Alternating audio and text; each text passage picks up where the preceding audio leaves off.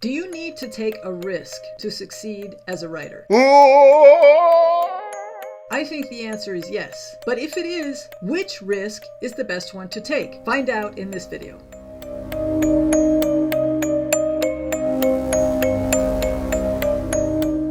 Today I'm going to be sharing with you 3 big risks I took early on in my writing career, just in case you may be considering similar risks. These are risks that I took that really paid off in a big way.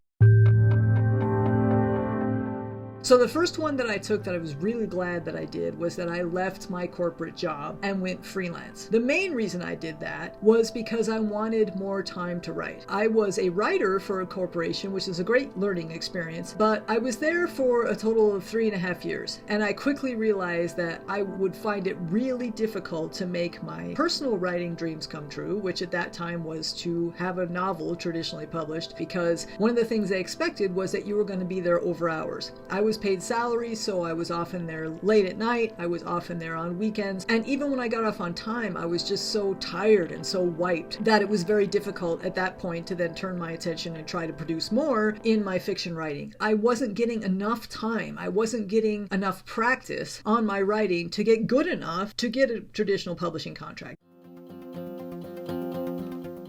I was making good money at the corporation, and there were bonuses included too, and there was health insurance paid. So the idea of going freelance was a huge risk because, number one, I would lose my security. I was on my own at the time. I had no one else supplying security for me. So I would lose my security. I would lose my health insurance, which would be another expense I would have to carry. And I would be on my own to find projects to be able to keep me afloat. I created an emergency fund that would have so many months, I think it was about 3 months, of cash to pay my bills if I needed them. And then I also secured some freelance clients on the side before I turned in my 2 weeks notice. So I was able to put some things in place that kind of made the transition a little bit easier, but it still was a big risk. At that time I had no idea. Would I ever become a published writer? Would I ever get a contract? I didn't know. Eventually I did. I've traditionally published 3 books and I've self-published another 4, so it was all good. But when you're in the moment, it feels scary. You do have to take a leap of faith. You do have to step out into what feels kind of like air underneath you. Consider the type of life you want to live, and then try to work your day job toward that, and you won't regret it.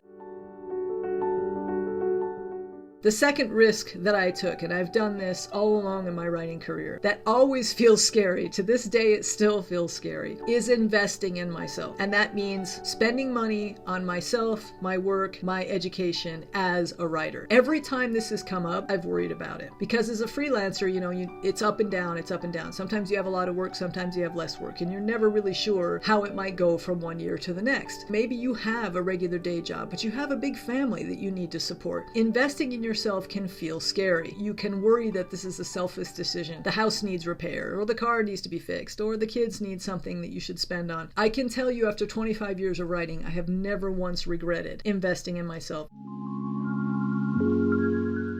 There was a lot of times that I had to really go without for a while to manage whatever expense it was. And I'm talking about expenses for editors, cover designers, conferences, workshops, mentors, equipment, good computers, good software programs. It's not like, I was going crazy with my expenses, but I was giving myself what I needed to go to the next level with my writing. I think a good way to answer whether you should take this sort of risk is to ask yourself where you are in your career right now.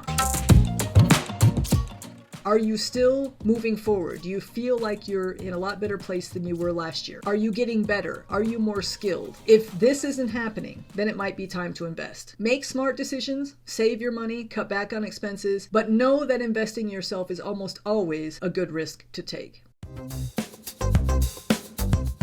And the last really big risk that I took, that I'm glad I took, but you may feel differently, is to try a different genre.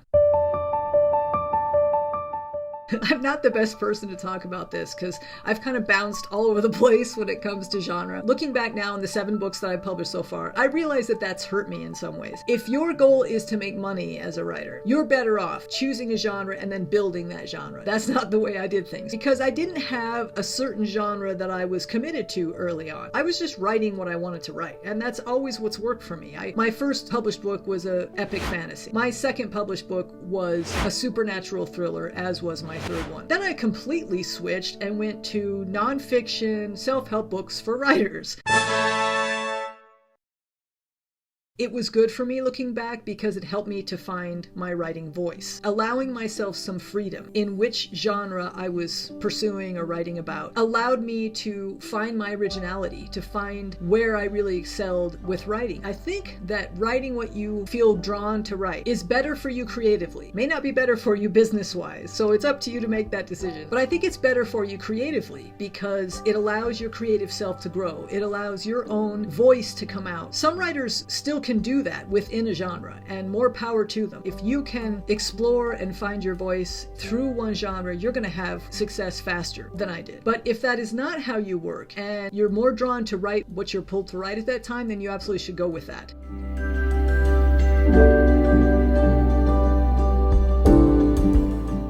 Changing genres like I did is going to disrupt your career. I mean, I feel like I'm kind of saying don't do this in some ways because you have to start over with that side of things. When I put out my nonfiction books, I had a little bit of an advantage because my author platform and my blog and my speaking activities were all focused around nonfiction for writers. And so that helped me to launch that part of my business. And I'm now building a series of nonfiction books for writers that sustains me in a really unique way. I can write my fiction novels, take a break from that, and then go over and write my nonfiction books. And I find that really rewarding. I can work on this for a while and then work on that for a while. I like the challenge of doing the different types of writing. So hopping into another genre eventually worked for me. I'm really proud of all those books, and I feel like now that my breadth of offerings is bigger and that I have more avenues to pursue that allow me to fulfill my creativity wherever it may be going at the time. My main suggestion for you here is never to be afraid to take risks. I don't think I've ever taken one risk in my writing career that I wasn't glad I took. And every single one of them was scary. Every single one of them felt like a leap of faith. But I think as long as you take smart risks, and I have another video that talks about that I'm going to include at the end of this video, you're going to be fine. Don't be afraid, follow your heart, and take that risk if you want to. I'll see you next time.